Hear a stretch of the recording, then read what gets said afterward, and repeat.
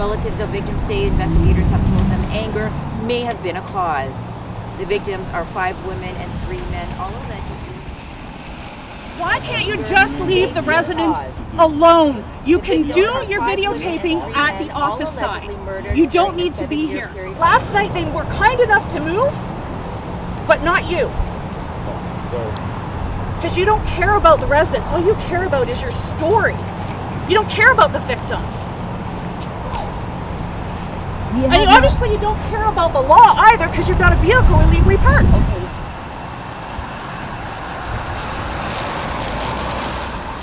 There was a period of time in Woodstock where very little of significance happened. It seems to have happened when I arrived, but I doubt whether that was it.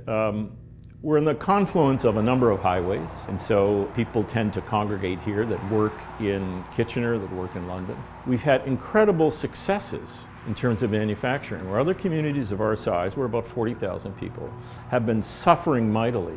We've done fairly well. We build automobiles here, we build the RAV4, the Toyota plant. So there's been a series of those successes, but along with it comes tragedy. Tory was a real shock for this community.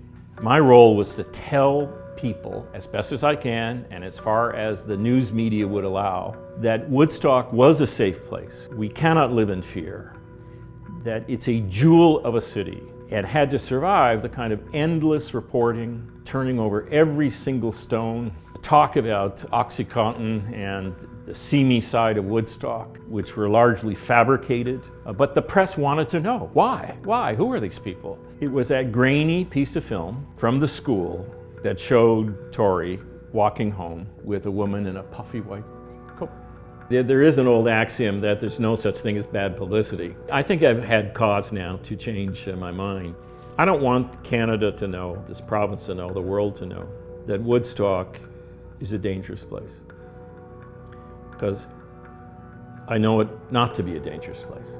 It's not that there's something in the water here that makes us be the center of attention on perilous and tragic circumstances. There just isn't. There's, to me, some striking similarity in terms of history repeating itself from the elements of the story that have all of a sudden become the focus. My experience was the same as anybody's in our community at the time of Tory Stafford's passing, and the reporting all of a sudden on prevalence of drug use in Woodstock. The people that serve in the addictions community recognize right away how stigmatizing that type of reporting is, because it wasn't actually a story of addictions. I think that even for somebody who's involved in the news media, when the camera's off, they must say, wow, this is in Woodstock, weren't we just there? Because I have no research on root cause, I do look at it as an unfortunate coincidence, and what is everybody gets their 15 minutes of fame. I think we've had our 5 hours of fame, and we would be happy to